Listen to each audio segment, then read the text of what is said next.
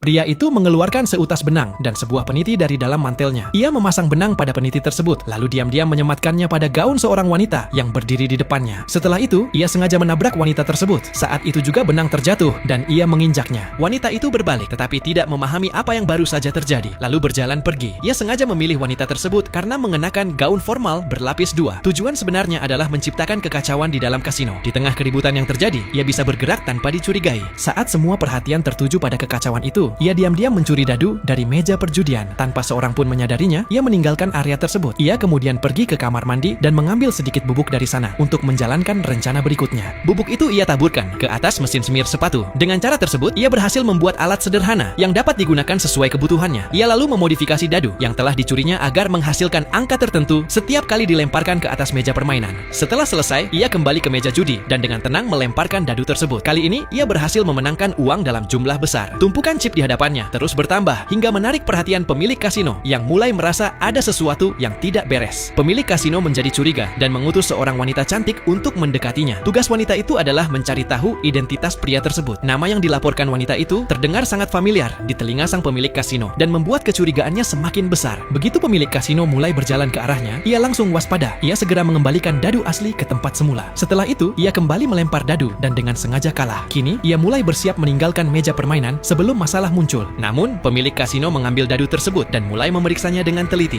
Pada saat yang sama, ia dengan cerdik menjatuhkan dadu palsu ke dalam gelas jus miliknya. Tanpa bukti yang jelas, pemilik kasino tidak bisa melakukan tindakan apapun terhadapnya. Dengan terpaksa, pemilik kasino mengizinkan chip kemenangan itu ditukarkan menjadi uang. Saat ia hendak pergi, seorang pelayan datang membawa gelas jus miliknya. Pemilik kasino kemudian mengambil gelas tersebut dan melihat ke dalamnya dengan saksama. Kini, pemilik kasino akhirnya menemukan bukti bahwa telah terjadi kecurangan. Rekan wanitanya segera menyadari bahaya yang sedang mengancam. Ia berpura-pura menabrak pengawal pribadi pemilik kasino sehingga perhatian mereka teralihkan untuk sesaat. Kesempatan itu langsung dimanfaatkan olehnya untuk melarikan diri. Ia berlari menuruni tangga secepat mungkin. Setelah melewati sebuah pintu, ia menutupnya lalu mengikat gagangnya menggunakan kabel agar tidak ada seorang pun yang bisa segera mengejarnya dari arah belakang. Beberapa pria bersenjata terus memburunya. Ia bersembunyi di belakang sebuah lemari minuman keras sambil menunggu momen yang tepat. Ketika para pengejarnya semakin dekat, ia mengambil alat pemadam api dan melemparkannya dengan kuat ke arah lantai. Benturan itu membuat lemari minuman bergeser dan menabrak para penyerangnya. Dalam sekejap, situasi menjadi kacau. Sementara para pengejarnya berusaha menghindar, ia tetap tenang dan memanfaatkan kesempatan tersebut untuk keluar dari area kasino tanpa hambatan. Di luar kasino, rekan wanitanya sudah menunggu. Mereka segera bertemu kembali dan melarikan diri dengan mudah tanpa tertangkap. Jadi teman-teman, bagaimana menurut kalian? Pernahkah kalian melihat aksi licik dan penuh tipu daya seperti ini di sebuah kasino?